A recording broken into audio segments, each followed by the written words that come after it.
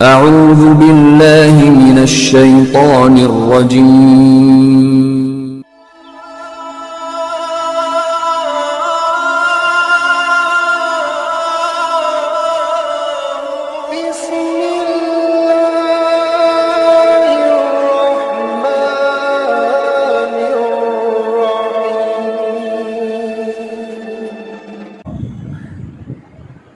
ولهن مثل الذي عليهن بالمعروف وللرجال عليهن درجة والله عزيز حكيم صدق الله العظيم.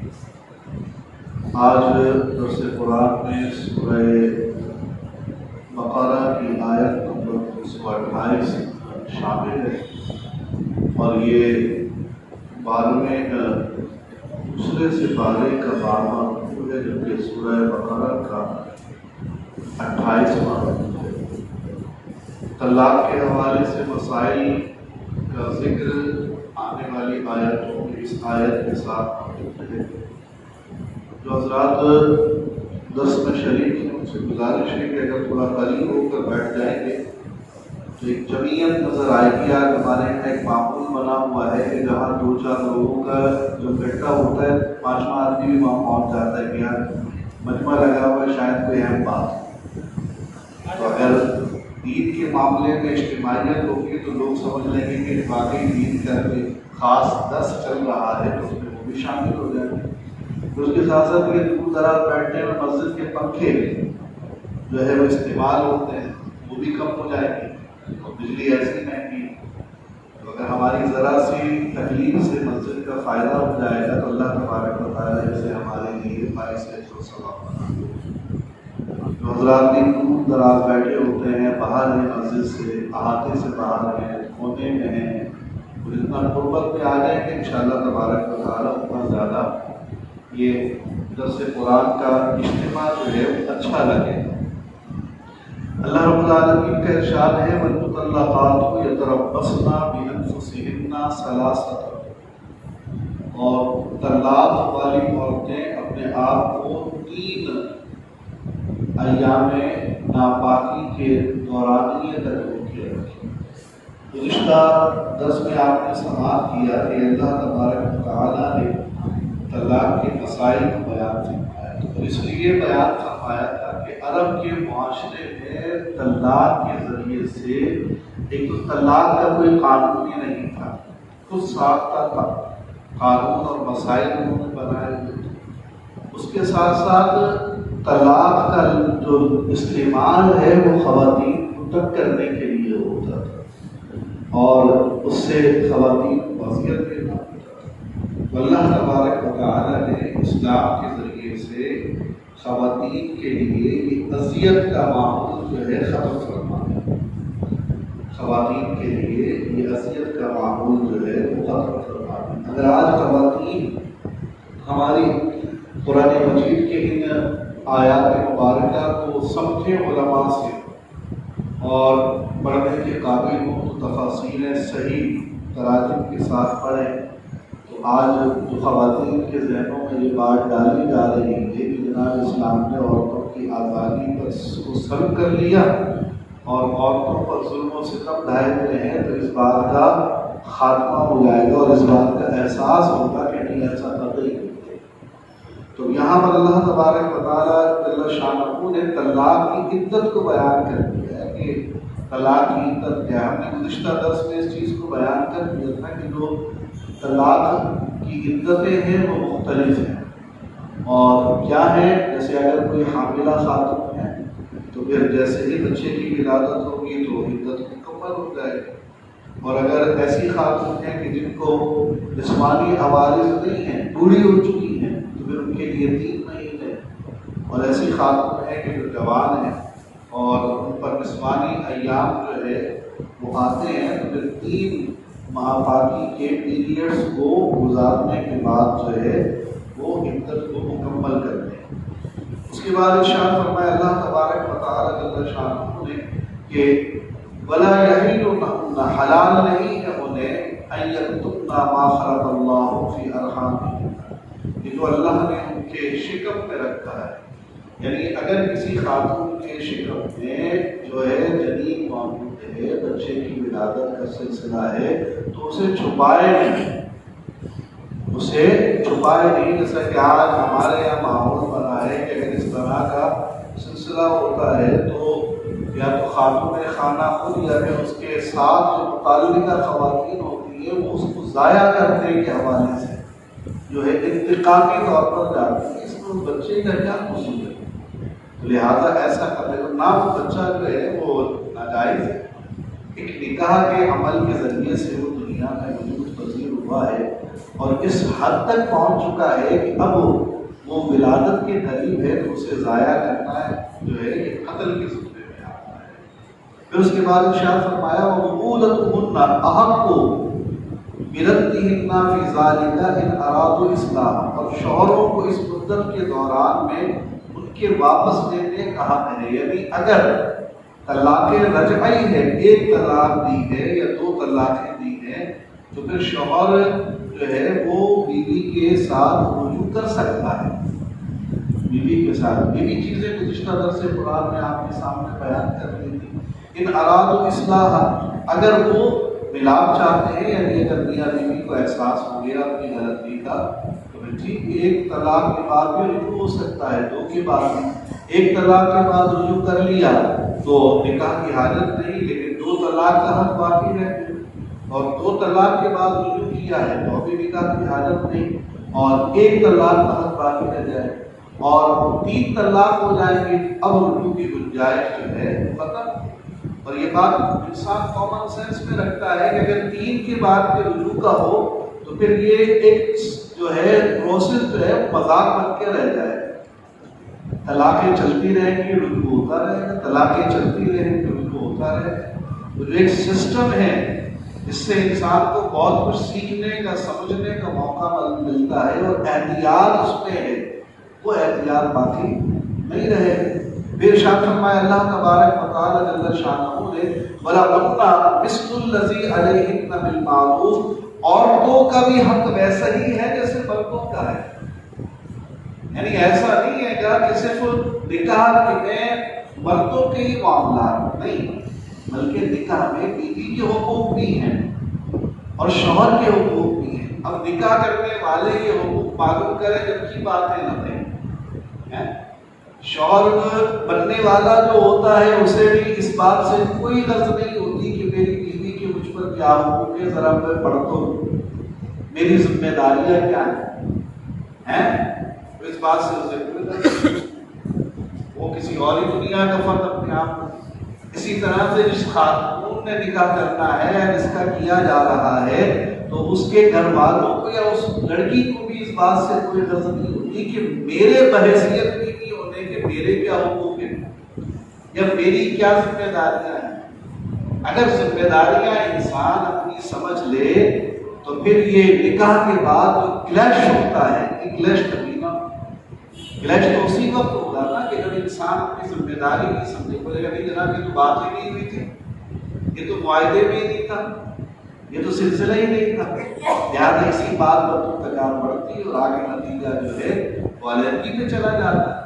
اور یہاں پر اس بات کی وضاحت کی فرما دی کہ اسلام میں عورتوں کو بھی پیر پہلے ہوتا نہیں ہے، بلکہ عورتوں کے بھی حقوق اسلام نے رکھے ہیں اور اس میں مردوں کے بھی حقوق ہیں. وَلِلرِّجَالِ عَلَيْهِنَّ دَرَجَةٌ، ہاں اتنا ضرور ہے کہ مردوں کو عورتوں پر فضیلت دی. تو ایک دنیا کے اندر یہ دستور ہے کہ کہیں نہ کہیں جا کر جو ہے کسی نہ کسی چیز کو جو ہے نا وہ سپیریئرٹی حاصل ہوتی ہے. 11 افراد پر ایک ٹیم کھیلتی ہے تو اس میں بھی ایک کپتان بنا دیا جاتا ہے. ایک فوج ہوتی ہے پوری تو اس میں بھی ایک جنرل ہوتا ہے. وہاں یہ کوئی تصور نہیں آتا کہ نہیں جناب سب برابر ہونے چاہیے. عورتوں اور مرد دو جن سے ہیں، اور اگر اس میں مردوں کو فضیلت اسلام نے دے دی تو اس پر یہ اعتراض اٹھا دیا گیا کہ نہیں جناب یہ تو غلط، دونوں برابر کے ہیں. دونوں برابر کیسے ہو جائیں گے؟ دونوں برابر کیسے ہو جائیں گے؟ دونوں کے فزیکلی ایک نہیں ہے کہ فزیکل معاملات، طبی معاملات ایک نہیں ہے، جسمانی ساخت ایک نہیں ہے، سوچنے سمجھنے کی صلاحیت ایک نہیں نہیں ہے. یہ علیحدہ بات ہے کہ ہزاروں میں سے کوئی ایک عورت ہو جو مردوں پر بالغ پڑ جائے، ذہانت میں، برداشت میں اور عقل مندی میں، اس طرح کی ذکاوت میں، طاقت میں کوئی ایک عورت اس طرح کی ہو جائے. لیکن فطری طور پر تو جو عورت ہے اس کے اندر قوت برداشت بھی کم ہے، فطری طور پر جو عورت ہے اس میں سوچنے سمجھنے کی صلاحیت بھی کم ہے، فطری طور پر جو عورت ہے وہ غصے کو حاوی کر لیتی ہے اپنے اوپر، اس وقت اس کے سوچنے سمجھنے کی صلاحیت جو ہے وہ ختم ہو جاتی ہے. اور سوچنے سمجھنے کی صلاحیت ختم ہو جاتی ہے تو پھر نتیجہ کیا ہے؟ وہ طلاق کا مطالبہ کرتی ہے. اگر آج یہ طلاق کا حق عورتوں کو اسلام دے دیتا تو آج کس قدر گھروں کے اندر طلاق کا معاملہ اس وقت ہم ایک جو ہے وہ معاشی بحران سے گزر رہے ہیں. ہر انسان تقریباً پریشان ہے جو حلال کما رہا ہے. یہ حلال کا لفظ میں نے سمجھ کے بولا ہے. جو حلال کما رہا ہے وہ پریشان ہے گھر کیسے چلا ہے، اور جو حرام کما رہا ہے اس کے تو بلے بلے چلتی ہے، اس کے لیے کوئی مسئلہ نہیں. چوری ہے، ڈکیتی ہے، کرپشن ہے، لوٹ مار ہے، غبن ہے، کوئی مسئلہ نہیں ہے. تو حلال کمانے والا جو ہے وہ اس وقت معاشی بحران میں، اور اس وقت اکثر و بیشتر لوگ آتے ہیں تو یہ کہتے ہیں چونکہ خواتین باہر جاتی نہیں ہیں، ان کو باہر سے کوئی غرض نہیں، خواتین جو ہے ان کے ساتھ معاشی بحران میں کمپرومائز نہیں کر پا رہے. بھائی ہمارا کھانا پورا نہیں ہو رہا، ہماری خواہش پوری نہیں ہو رہی، ہمارے خرچے پورے نہیں ہو رہے، ہمیں طلاق چاہیے. اب یہ طلاق چاہیے کا معاملہ ان کا ہو گیا.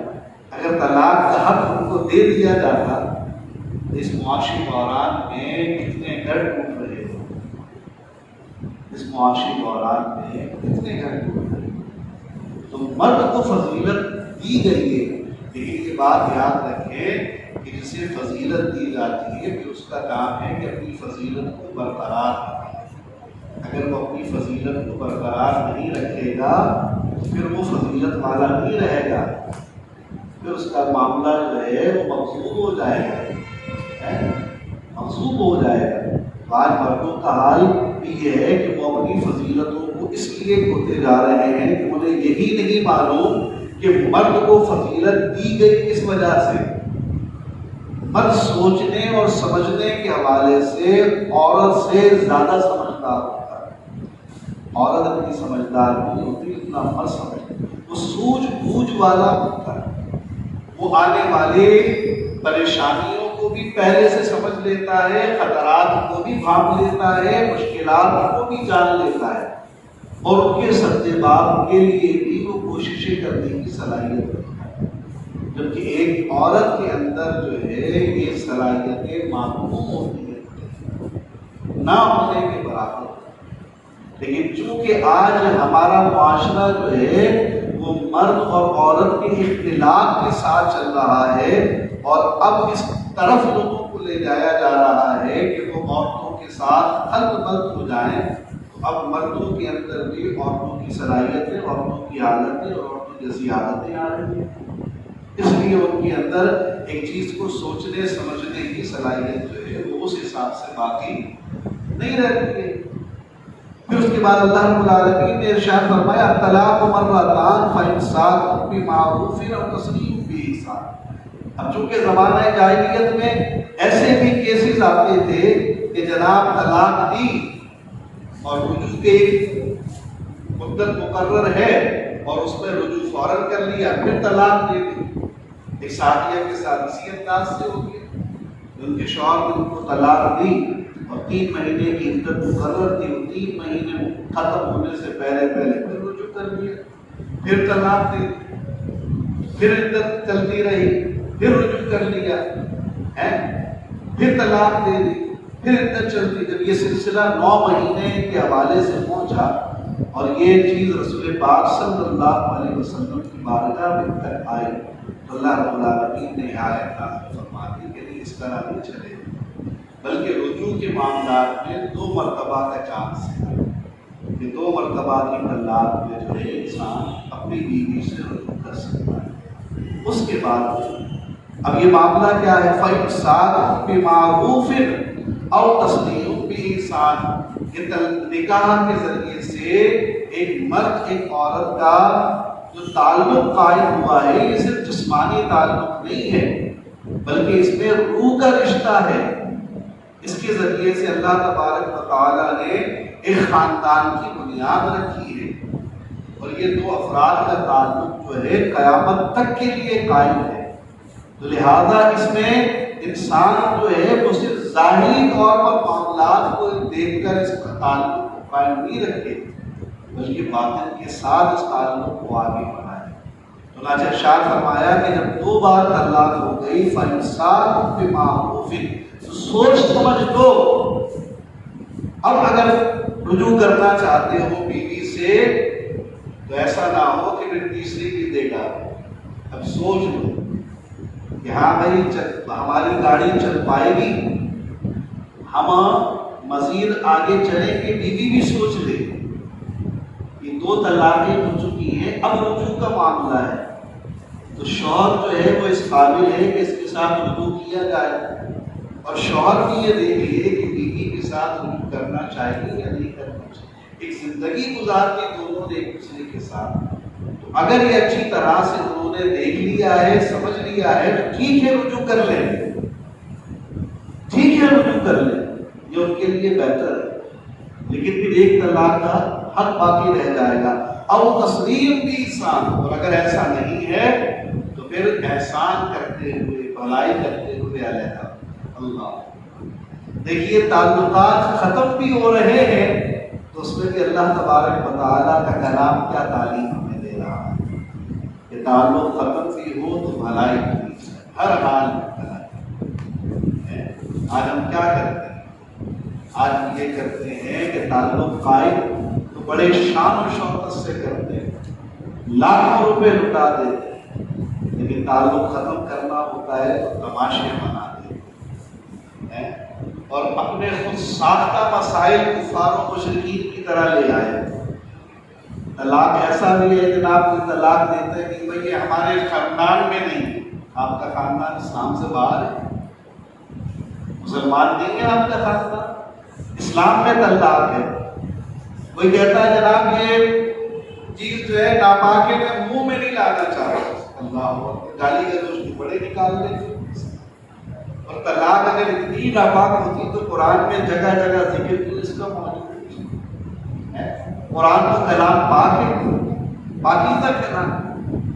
اصل مسئلہ کیا ہے کہ جناب نے دینا نہیں، ہم نے تک کر، ہم نے پریشان یار، کیونکہ اللہ رب العالمین نے بھلائی کا حکم دیا ہے، اگر آپ اس کے ساتھ برائی کا تعلق رکھو گے تو پھر زندگی آپ نے بھی اللہ کے بغیر تو نہیں گزارنی، پھر اللہ نے بھی اپنی گرفت میں لینا ہے آپ، اور جب اللہ اپنی گرفت میں لے لے تو پھر چھڑا کوئی نہیں سکتا اللہ کی گرفت سے، اللہ کی گرفت سے کوئی چھڑا نہیں پاتا۔ اگر بیوی نے زیادتی کی بھی ہے تو اس کی زیادتیوں کا بدلہ اللہ دے گا، اگر شوہر نے زیادتی کی ہے اس کی زیادتی کا بدلہ بھی اللہ دے گا۔ لہذا زیادتی کے معاملات ہم نہیں دیکھیں بلکہ یہ دیکھیں کہ اگر ہم ملے ہیں تو دین کے مطابق، اسلام کے مطابق ملے ہیں تو علیحدہ ہو تو دین اور اسلام کے مطابق علیحدہ ہو، دین اور اسلام کے مطابق علیحدہ ہو جائیں۔ پھر ارشاد فرمایا وَلَا يَحِلُّ لَكُمْ أَن تَأْخُذُوا مِمَّا آتَيْتُمُوهُنَّ شَيْئًا إِلَّا أَن يَخَافَا أَلَّا يُقِيمَا حُدُودَ اللَّهِ، اور تمہیں یہ بات جائز نہیں کہ جو کچھ عورتوں کو دیا ہے اس میں سے کچھ واپس لے لو۔ مردوں سے یہ کہا جا رہا ہے، جہیز روک لیتے ہیں جناب، جہیز نہیں دیتے واپس۔ ہم نے شادی میں خرچ کیا، کس نے کہا تھا لاکھوں خرچ کر دو بھائی، جب شادی کیا کہ پرچے تیار ہوتے اس میں تو لکھا ہوتا ہے کوئی شرط نہیں، اور بعد میں سب خرچے آ جاتے ہیں۔ قرآن کہتا ہے نہیں، جو دیا ہے عورتوں کو تو ہماری طرف سے ہی ہے، اللہ اور دیتے ہیں، اللہ کے خزانوں میں کوئی کمی تھوڑی۔ اگر اللہ کے حکم پر عمل کرو گے تو اللہ تبارک و تعالیٰ اور دے گا۔ جو عورتوں کو دے دیا ہے، سونا ہے، مال ہے، مہر ہے، کپڑے ہیں، لتے ہیں، تو بہتر یہ ہے کہ اسے واپس نہ لیا جائے، اسے واپس نہ لیا جائے۔ الا ان یخافا اللہ یقیما حدود حدود اللہ فإن خفتم الا یقیما حدود اللہ فلا جناح علیہما فیما افتدت به. اور رجوع کا تعلق یہ ہے کہ اللہ سے ڈرو، کہ رجوع کر رہے ہو تو یہ سوچ لو کہ ایسا نہ ہو کہ پھر پھٹے جھگڑے ہوں گے، پھر معاملہ منتقال تک پہنچے گا. اللہ کا خوف کرو. اللہ نے چانس دیا ہے، بار بار چانس نہیں ملتا، بار بار چانس نہیں ملتا. اللہ نے چانس دیا ہے تو اللہ کو حاضر و ناظر جانو. آج حال کیا ہے عزیزان گرامی ہمارا؟ سارے مسائل علماء کی ہمیں سمجھ نہیں آتے. دو مسائلوں پر قوم کو بڑی جلدی بات سمجھ آتی. ایک تو 3 طلاق کا مسئلہ ہے، قوم نے تو منہ سے نکالنا 3 طلاق ایسے جیسے بندوق کی گولی سے نکلتا ہے معاملہ. وہ اگر کوئی سمجھا دے نا کہ نہیں جناب 3 طلاق ایک مجلس کی ایک ہی، اور سمجھ میں آئے. اور دوسرا اگر کوئی یہ سمجھا دے کہ نہیں جناب کی میلاد کی محفل شرک ہے، یہ فوراً سمجھ میں آئے. یہ بدعت ہے جناب، حضور کے زمانے میں تھی. کوئی یہ پوچھنے والا نہیں ہے کہ اللہ کے بندو حضور کے زمانے میں بہت کچھ نہیں تھا جو آج آپ کر رہے ہیں. آج صحابہ کی دلیل دیتے ہو تو صحابہ کی دلیل تو اپنے پاس میں تو جانتے ہو یار اللہ کے. یہ صحابہ نے 3 روز کے اجتماع کہاں کر لیے؟ یہ صحابہ نے اپنی اپنی جماعتیں کہاں علیحدہ بنائی تھی؟ ان کے جھنڈے کہاں نکالے؟ یہ صحابہ نے قاعدے قانون 6 نمبر 8 نمبر کی ترکیبوں کے کہاں سے اصطلاحات کہاں تھی صاحب؟ لیکن کوئی پوچھنے والے بس قوم کو سمجھ میں آ گیا، سمجھے چلو پیسے ہی بچنے. پیسے بچنے کا نہیں، اللہ اور اس کے رسول کی نام کا خوشی کا اظہار ہے. دینے والا کون ہے؟ اللہ ہے. جب اللہ تبارک و تعالیٰ دینے والا ہے تو اللہ تبارک و تعالیٰ جل شانہ یہ راستے میں اسے خرچ ہونا چاہیے، جائز طور پر خرچ ہونا چاہیے. پھر ارشاد فرمایا اللہ رب العالمین نے تلک حدود اللہ فلا تعتدوها، یہ اللہ کی حدیں ہیں، تجاوز نہ کرو اللہ کی حد سے. ومن یتعدی حدود اللہ فاولئک هم الظالمون، جو اللہ کی حد سے تجاوز کرے گا اللہ تبارک و تعالیٰ جل شانہ جو ہے وہ حد سے بڑھنے والوں کو فرماتا ہے وہی ظالم ہے. لہذا کوشش کی جائے کہ ایک معاشرتی ماحول جو ہمارے خاندان میں بنا ہوا ہے میاں بیوی کے حوالے سے، اس کو دین اسلام کی تعلیمات کے روشنی میں ہم سمجھ لیں، اپنے حقوق جان لیں، اپنی ذمہ داریاں جان لیں. پھر گھر کی خواتین تک بھی باتیں دین کی پہنچانے کا انتظام کریں تاکہ ان کے اندر بھی دین کی تعلیمات جو ہے وہ آ جائے. اور جس طرح سے کوئی بھی شخص، ایک شخص نے بیرون ملک سفر کرنا ہے تو آج کل کے حالات کو دیکھتے ہوئے وہ بیرون ملک کے قاعدے قانون کو جاننے کی کوشش کرتا ہے. ایسا نہ ہو کہ میں وہاں کے قوانین کی خلاف ورزی کر کے ڈیپورٹ کر دیا جاؤں، مجرم بن جاؤں. تو جب اسی طرح سے دنیا کے حالات میں آپ جو ہے وہ باخبر رہتے ہیں، انفارم رہتے ہیں، تو پھر دین کے معاملات میں بھی آپ کو جو ہے باخبر رہنا چاہیے. اگر آپ شادی بیاہ کے حالات کی طرف آ رہے ہیں، میاں بیوی بننا چاہتے ہیں، تو قرآن و سنت کی روشنی میں دیکھیے کہ میاں بیوی کے حقوق کیا ہیں، ذمہ داریاں کیا ہیں، طلاق کا معاملہ کیا ہے. اگر ماں باپ بننے والے ہیں تو پھر اولاد کے حوالے سے ماں باپ کی ذمہ داریاں سمجھیں. اسی طرح سے اور دیگر رشتے ناتے ہیں. انشاءاللہ تبارک و تعالیٰ اگر اس چیز کو سمجھ لیا جائے گا تو ہمیں اپنی زندگی میں کبھی بھی اس طرح کے حالات میں پریشانی کا سامنا جو ہے وہ نہیں ہوگا. اللہ تبارک و تعالیٰ جل شانہ سے دعا ہے کہ وہ ہمیں قرآن و سنت پر عمل کرنے کی توفیق عطا فرمائے. وما علینا الا البلاغ. بسم اللہ الرحمن الرحیم. صلی اللہ علی حبیبہ محمد و آلہ و صحابہ وسلم. باری تعالیٰ ہمارے درس قرآن کو عبادت میں قبول فرما، ہمارے گناہوں کو معاف فرما. الہ العالمین دین اسلام کی تعلیمات پر عمل کرنے کی توفیق عطا فرما. جو کچھ یا رب العالمین تیرے بابرکت کلام سے سنا، سمجھا، سیکھا ہے اسے ہمارے سینوں میں محفوظ فرما دے اور اس کے مطابق ہمیں اپنی زندگی کو گزارنے کی توفیق عطا فرما. وصلی اللہ تعالی علی خیر خلقہ محمد و آلہ و صحابہ اجمعین.